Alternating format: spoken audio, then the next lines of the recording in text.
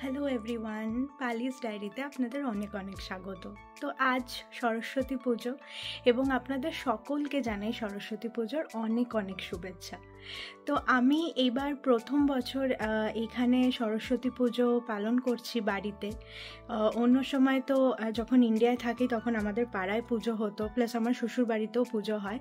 কিন্তু এখানে সরস্বতী পুজোর দিনটা খুবই ফাঁকা ফাঁকা লাগে, কারণ ছোট থেকেই সরস্বতী পুজো সেলিব্রেট করা এবং পুজো করা, পুষ্পাঞ্জলি দেওয়া, এগুলো মানে ওতপ্রোতভাবে আমার জীবনের সঙ্গে জড়িয়ে, এবং শান্তনুর সাথেও। তো সেই জন্য আমরা ঠিক করি যে এবছর আমরা বাড়িতেই পুজো করব।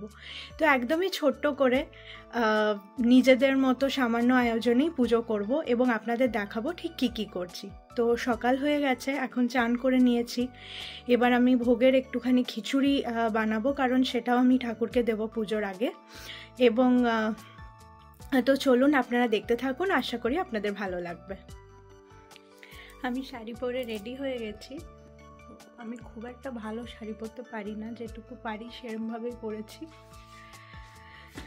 শান্তনু চান করতে গেছে, ও এসে রেডি হবে। আপনাদেরকে ঠাকুরটা তাড়াতাড়ি দেখিয়ে দিই, চলুন।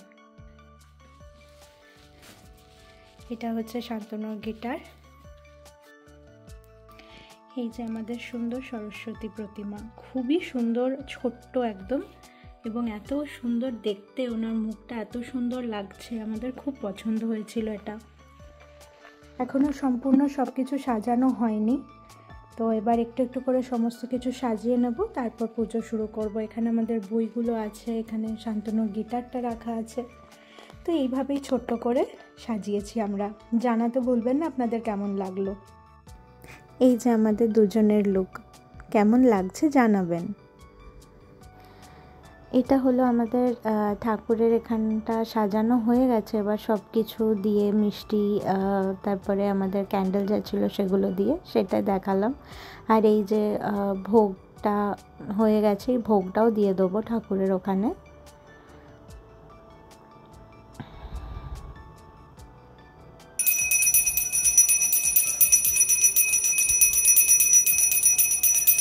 তো এইভাবেই ছোট করে পুজো হয়েছে আমাদের। আপনারা জানাবেন আপনাদের কেমন লেগেছে।